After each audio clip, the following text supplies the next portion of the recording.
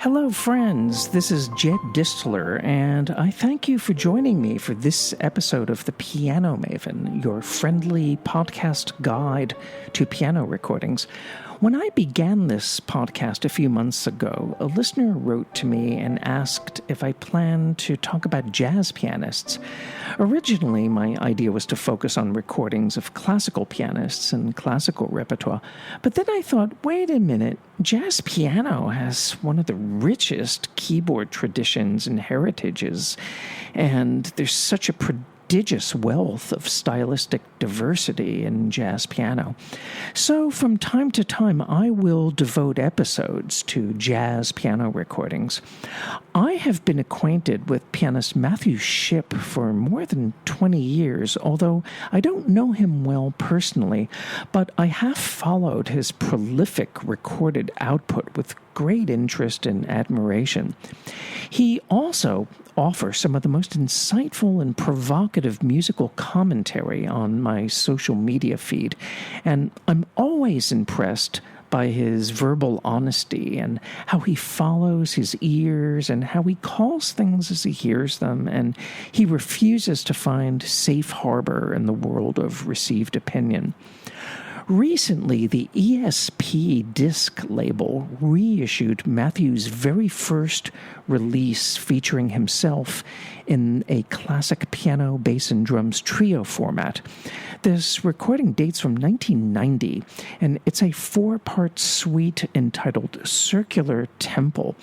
It was first released on Matthew Shipp's own label, Quinton, and then in 1994, it appeared on Henry Rollins' Infinite Zero label. Matthew Shipp collaborates with bassist William Parker and percussionist Whit Dickey in music that touches upon thick cacophony, sparse spaciousness, subtle textural interplay where rapid bowed bass double stops intertwine with billowy piano chords and a wide variety of cymbal strokes. Sometimes Cecil Taylor's wild flourishes come to mind as I listen to Matthew Shipp, except that Matthew's pianism has more air in between the notes, I dare say, and there's a light suppleness to his touch in rapid passages that I find very appealing. There's also a lot of sly humor in his piano work.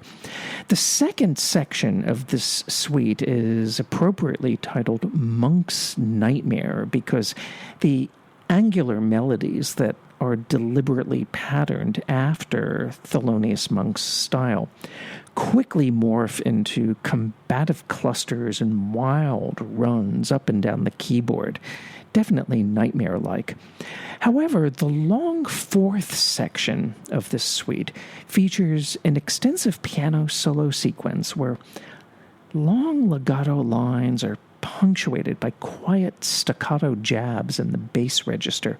Matthew has a way of playing texturally and dynamically contrasted asymmetric material in both hands, and he does this in a way that keeps your ears off balance. It's like a juggling act, but nothing ever sounds cluttered.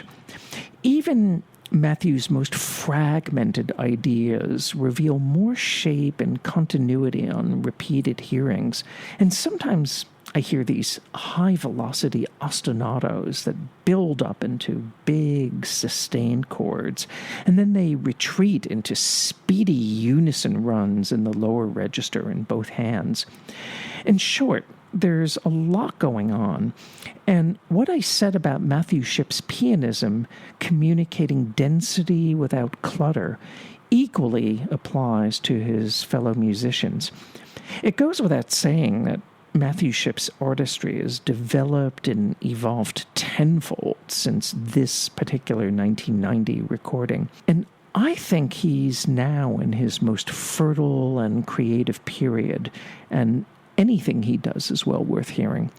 But this release remains a youthful milestone in his career, and its reissue on the ESP disc label is most welcome.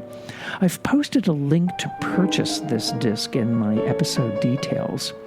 So this is Jed Dissler for the Piano Maven, your friendly podcast guide to piano recordings, and I hope you will check out Matthew Shipp. Happy listening.